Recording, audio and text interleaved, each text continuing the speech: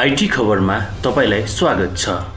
आजको भिडियो रहेको छ च्याटजीपीटी भनेको के हो, यसको इतिहास, महत्त्व र यसले कसरी काम गर्छ भन्ने विषयमा।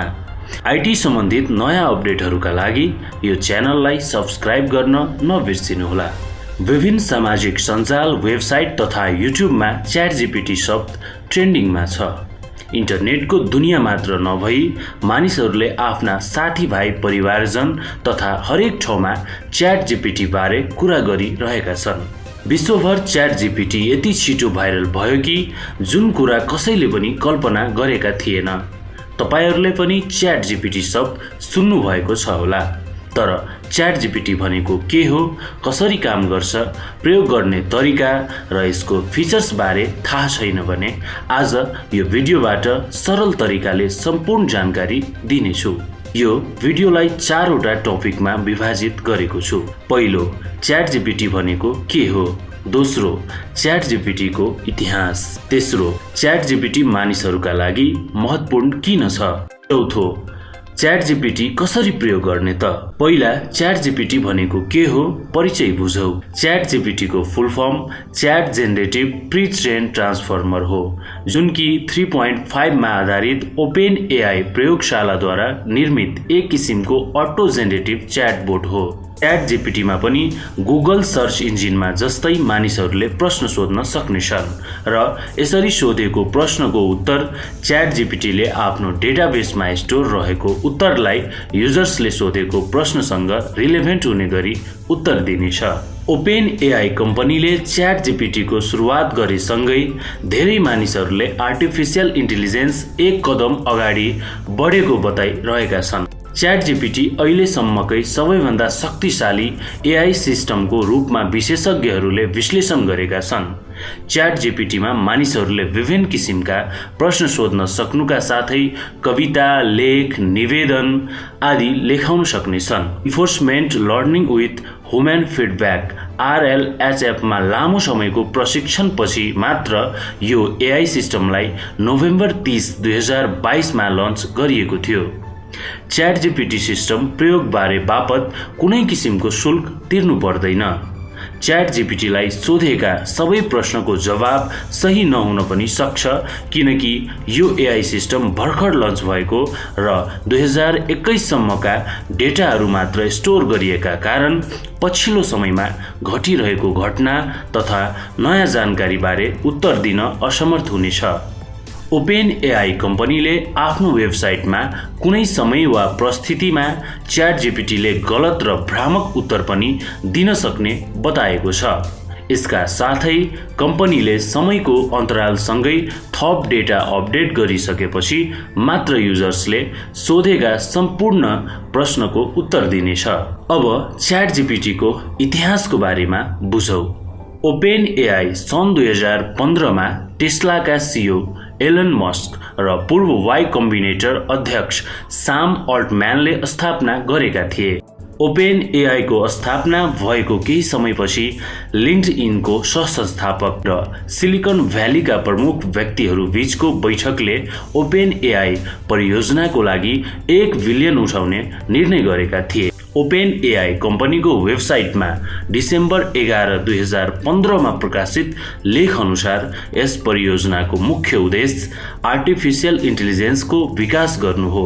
ओपेन एआई गैर लाभकारी संस्थाको रूपमा स्थापना भएको थियो। ओपेन एआई स्थापना भएको 3 वर्षपछि एलन मस्कले सन् 2018 मा बोर्ड अफ डाइरेक्टरबाट राजीनामा दिएका थिए। राजीनामा दिएको केही समयपछि मस्कले आफ्नो ट्विटर अकाउन्ट मार्फत ओपेन एआई छोड्नुको कारण स्पष्ट पार्दै बोर्डका सदस्यहरूसँगको असहमतिका कारण ओपेन एआई छाडेको बताएका थिए। 2019 को अन्त्यमा ओपेन एआईले माइक्रोसफ्ट कम्पनीसँग साझेदारी गरेको थियो। त्यसपछि मात्र ओपेन एआई को आर्टिफिसियल इन्टेलिजेन्स परियोजना द्रुत गतिमा अगाडि बढ्न सफल भएको थियो। माइक्रोसफ्टले ओपेन एआईमा $1 अर्ब लगानी गरेको छ। कम्पनीले च्याटजीपीटी सुरु हुन अघि AI art generator web app जारी गरेपछि मात्र 2022 मा च्याटजीपीटी लन्च गरेको थियो। अब च्याटजीपीटी मानिसहरूका लागि किन महत्त्वपूर्ण छ त?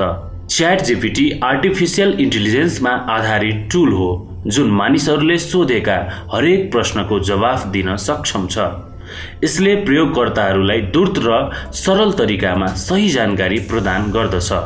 मानिसहरूले बुझ्न सक्ने भाषामा प्रत्येक विषयको जवाफ दिन्छ।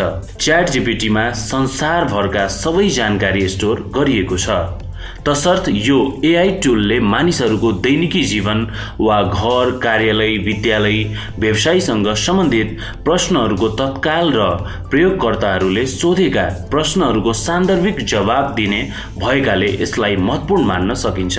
च्याट जीपीटीको अर्को फाइदा भनेको कुनै पनि विषयको बारेमा सिक्न र ज्ञान प्राप्त गर्न चाहने मानिसहरूलाई फाइदा हुन्छ, किनभने यो एआई च्याटबोटले विभिन्न प्रकारका जानकारीका साथै विभिन्न वेबसाइटहरू, पाठ्यपुस्तकहरू र लेखहरूबाट जानकारी भण्डारण गर्दछ। च्याट जीपीटीलाई मानिसहरूले उनीहरूको काम वा दैनिकी जीवनमा सामना गर्ने समस्याहरू समाधान गर्न प्रयोग गर्न सक्छन्। साथीहरू, अन्त्यमा च्याट जीपीटी कसरी प्रयोग गर्ने त त्यसबारे सिकाउन गइरहेको छु। च्याट जीपीटी बारे थाहा पाइसक्नुभयो भने अब कसरी यो एआई सिस्टम प्रयोग गरी विभिन्न किसिमका प्रश्न सोध्ने र उत्तर प्राप्त गर्ने यसबारे सामान्य जानकारी दिँदैछु। वेबसाइट र एप दुवै प्रयोग गरेर च्याट जीपीटीसँग फाइदा लिन सक्नुहुन्छ। फर्स्टली, वेबसाइट कसरी प्रयोग गर्ने त बुझौँ। आफ्नो स्मार्टफोन वा डेस्कटपमा रहेको कुनै पनि ब्राउजर ओपन गरी एड्रेस बारमा openai.com लेखी ओपन गर्नुहोस्। अब तपाईको स्क्रिनमा ओपनएआई को वेबसाइट ओपन हुन्छ। उक्त वेबसाइटको होम पेजमा ट्राई च्याट जीपीटी लेखेको छ, त्यसमा क्लिक गर्नुहोस्।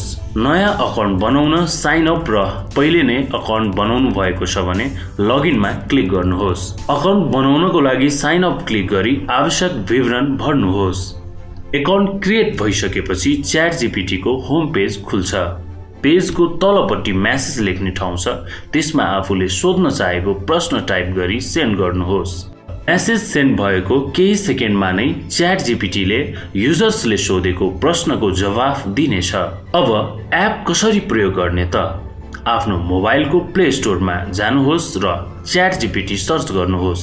एप इन्स्टल गर्नुहोस् र वेबसाइट प्रयोग गरे झै यसलाई पनि सेम प्रोसेसले प्रयोग गर्नुहोस्। वेबसाइट र एप दुवैको लिङ्क मैले कमेन्ट बक्समा राखेको छु, कृपया चेक गर्नुहोला।